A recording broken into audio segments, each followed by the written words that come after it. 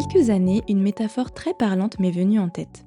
Imagine l'être humain comme un diamant.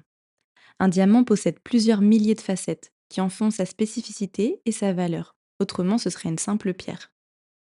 Je considère qu'une personne est similaire à un diamant. Premièrement, parce que nous avons de la valeur et nous sommes uniques. Ce sont des qualités de base qui ne dépendent pas de nous. Deuxièmement, parce que nos personnes et nos vies sont composées de différentes facettes, comme le diamant, qui sont multiples, uniques, qui évoluent et se travaillent. Par exemple, les études peuvent être une facette, la vie professionnelle une autre, le couple, la famille, les amitiés, la performance sportive, les projets, l'art, les qualités, les rêves, les traits de personnalité. Ce sont tant de facettes qui peuvent nous composer. Il est important de se rendre compte que nous ne sommes pas définis par une seule chose, par une seule facette. Ça permet de se décentrer, de prendre du recul et de ne pas donner trop d'importance à une facette au détriment des autres. Lorsqu'une d'entre elles nous semble terne ou en échec, considérer que l'on a énormément d'autres facettes dans notre personne et notre vie nous permet de ne pas se focaliser que sur le négatif et de voir nos ressources.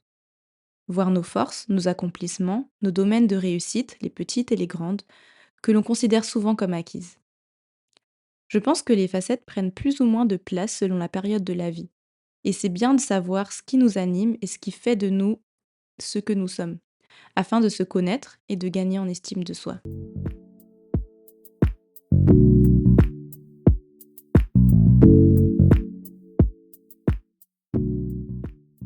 Cette métaphore du diamant renvoie au concept d'estime de soi et de confiance en soi, qu'on va reprendre dans cet épisode. Une définition que j'ai trouvée intéressante décrit l'estime de soi comme un pilier de notre équilibre intérieur. C'est l'appréciation que l'on fait de sa propre valeur ou de sa propre importance. C'est comme une auto-évaluation positive, liée à si je vis en accord avec mes valeurs, mes besoins, mes émotions et mes liens. Elle découle de la fidélité envers soi-même. En bref, l'estime de soi, c'est la valeur que tu as à tes propres yeux. Elle est composée de 3 piliers, qui sont l'amour de soi, la vision de soi et la confiance en soi. C'est un sujet tellement vaste que je ne pourrais pas tout aborder. Je vais donc te partager des points et des réflexions et voir un peu où ça nous mène. La confiance en soi est un sentiment profond de sécurité intérieure. Elle te permet de croire suffisamment en tes ressources pour te sentir capable d'affronter telle ou telle situation de la vie. Pour moi, elle est en partie naturellement présente et en partie construite. Donc soit elle a été encouragée, soit elle a été abîmée. Ça n'a finalement rien à voir avec les réussites, les diplômes, les compétences, les qualités physiques. Ça se joue bien avant tout ça. C'est d'ailleurs pour ça que certaines personnes semblent avoir tout pour elles objectivement, mais ont beaucoup d'anxiété et manquent de confiance, alors que d'autres semblent avoir moins de cases cochées mais sont bien dans leur peau. Si tu attends d'avoir tel physique, telle compétence, tel travail, telle relation pour avoir confiance en toi, ce n'est pas vraiment une confiance en toi.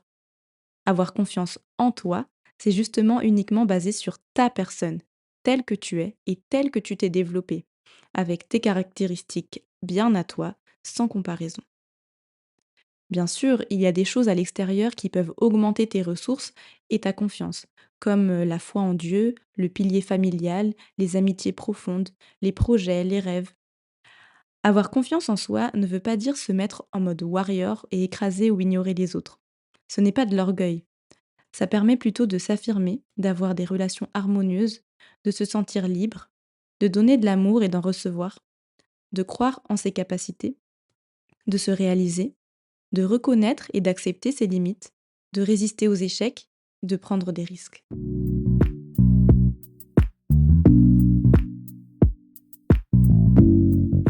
Le sentiment de sécurité commence à se construire dans l'enfance, dès notre naissance. Le contexte de la naissance, si tu as été un enfant désiré ou pas, s'il y avait un projet autour de ta venue ou si ça a été un frein pour la famille, ça va influencer le regard qui sera posé sur toi en tant qu'enfant, la manière de prendre soin de toi, de répondre à tes besoins, de t'encourager, de te parler, de réagir face à tes comportements, ce qui va créer plus ou moins de sécurité. La sécurité, c'est la base pour construire une bonne estime de soi, parce qu'elle permet d'oser explorer son environnement, de faire ses expériences, de trouver ses forces et ses faiblesses, d'entrer en relation avec les autres et de faire face aux difficultés. Elle continue de se construire tout au long de la vie en fonction des expériences, des relations, des échecs et des réussites, et elle peut bien entendu varier.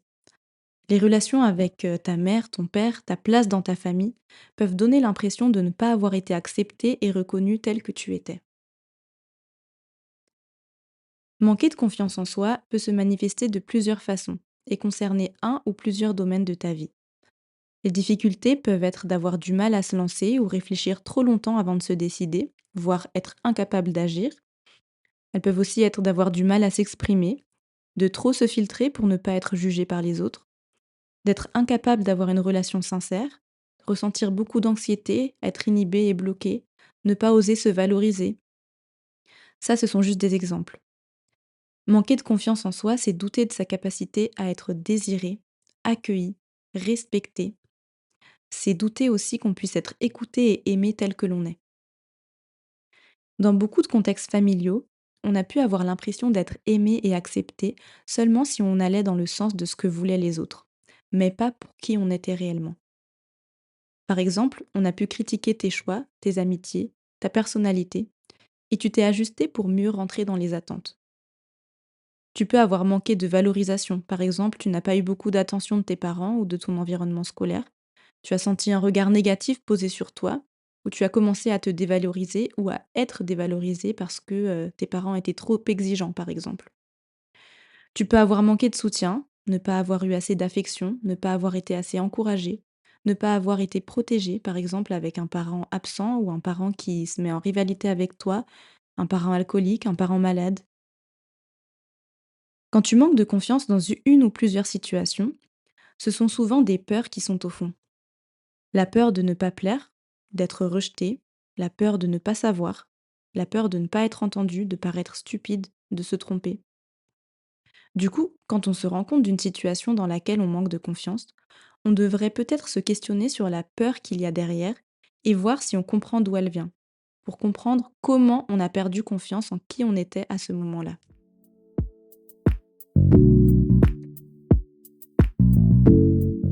Le changement peut faire peur et ça peut être douloureux de repenser à ton passé et aux raisons d'un manque de confiance. C'est un travail qui doit se faire avec du temps, de la bienveillance, de la patience et même en étant accompagné si c'est trop difficile à envisager seul. Seulement, le manque de confiance, il est à la base de beaucoup de difficultés, notamment l'autosabotage, le fait de ne pas s'autoriser à aller bien, le fait de se sentir coupable pour tout, le fait d'en donner trop aux autres au détriment de sa propre santé, le fait de rester bloqué dans une période, le fait de subir ses relations et sa vie, comme si tu n'avais pas de valeur et que tu n'étais pas légitime d'être comme tu es. Aller vers plus de confiance demande de prendre la responsabilité de toi-même. En tant qu'enfant, on a été habitué à une certaine vision de soi, très dépendante de ce que les autres nous ont renvoyé. Ce sont un peu les autres qui définissaient qui on était. Les choses qui nous ont insécurisés et qui ont détruit l'image positive de soi, elles ne sont pourtant plus valables aujourd'hui. Un travail important à faire en tant qu'adulte est de revenir sur ces réalités d'enfant et de les regarder avec nos yeux d'adulte, de se rassurer comme on le ferait avec une amie par exemple. Pour ça, je te propose de choisir une situation que tu aimerais gérer avec plus de confiance. Identifie ensuite ce que tu ressens et tes peurs. Demande-toi d'où ça vient, puis change de regard et dis ce que tu penses en tant qu'adulte pour te rassurer. Je vais utiliser deux exemples qui sont tirés d'un livre cité en description. Situation 1. Je ne réussis pas à m'exprimer au travail et j'accepte tout. Ce que je ressens, c'est que j'ai peur d'être ridicule et d'être rejetée. Pourquoi? Parce que mon père a été exigeant, il me rabaissait quand je n'allais pas dans son sens et il préférait ma sœur. Qu'est-ce que je peux me dire aujourd'hui pour gérer ça? Que tout le monde a le droit de donner son avis, que mon avis n'est pas moins réfléchi que celui des autres, que si on me ridiculise aujourd'hui, je saurais me défendre, que je trouve que j'ai assez bien réussi dans ma vie et que je suis pas si idiote, et que mon patron n'est pas mon père. Situation 2. Je n'ose jamais prendre de risques. Ce que je ressens, c'est que j'ai peur de me retrouver seule en cas de difficulté. Pourquoi? Parce que mes parents ne m'ont pas soutenue, ils étaient absorbés par leurs problèmes et ils ont eu beaucoup de soucis financiers. Donc qu'est-ce que je peux me dire aujourd'hui pour gérer ça?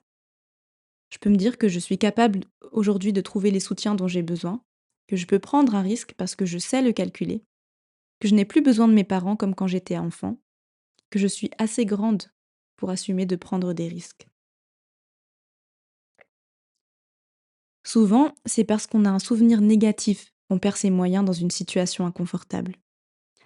Dissocier ta situation actuelle de l'origine passée de ton insécurité, ça va te permettre de sortir de la pensée automatique. Ça va t'aider à mobiliser tes ressources, à te recentrer sur la réalité et à mieux gérer tes émotions. Je crois sincèrement qu'en tant que personne, tu as tout à gagner à accepter ce que tu es, ce que tu peux et ce que tu veux dans la vie. Bien sûr, il y a toujours des choses qu'on veut améliorer et faire progresser. Mais il faut aussi pouvoir se satisfaire d'un minimum, de là où on en est, en prenant en compte notre histoire et notre personnalité. Se connaître, se comprendre et s'accepter, c'est ce qui aidera à réellement progresser pour être mieux et non pour prouver aux autres.